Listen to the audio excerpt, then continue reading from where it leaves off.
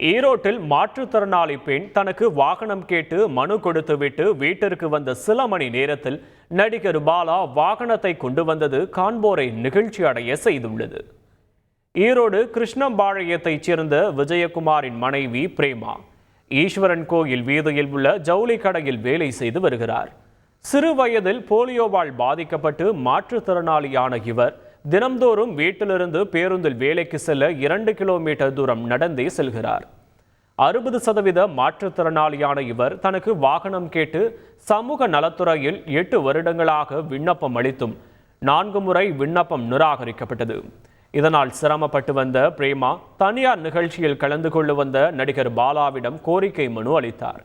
அவர் மனு கொடுத்து வீடு திரும்பிய சில மணி நேரத்தில் மாற்றுத்திறனாளிக்கான வாகனத்துடன் நடிகர் பாலா அந்த வீட்டிற்கு வந்து வியப்பில் ஆழ்த்தினார்.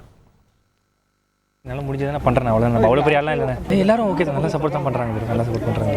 இந்த பெரிய லெவல் டிராக்டர் கொடுத்தீங்க, அதுக்கப்புறம் வேறு ஏதாவது பார்த்துட்டு ஒரு பிளான் போயிட்டு இருக்கேன், கண்டிப்பாக சொல்கிறேன். 8 வருஷ கனவுகள் எனக்கு இன்றைக்கி நினைவாயிருக்கு. எனக்கு இப்போ வாங்கி நம்மளால் வட்டி கட்ட முடியுமா, குடும்பத்தை பண்ண முடியுமான்னு ஒவ்வொரு இடமா ஏறி பயங்கரமாக இறங்கினேன். எனக்கு இந்த வண்டி ரொம்ப பெருந்துணையாக இருக்குங்கிறத நான் ரொம்ப சந்தோஷமாக கேட்டுக்கிறேன்.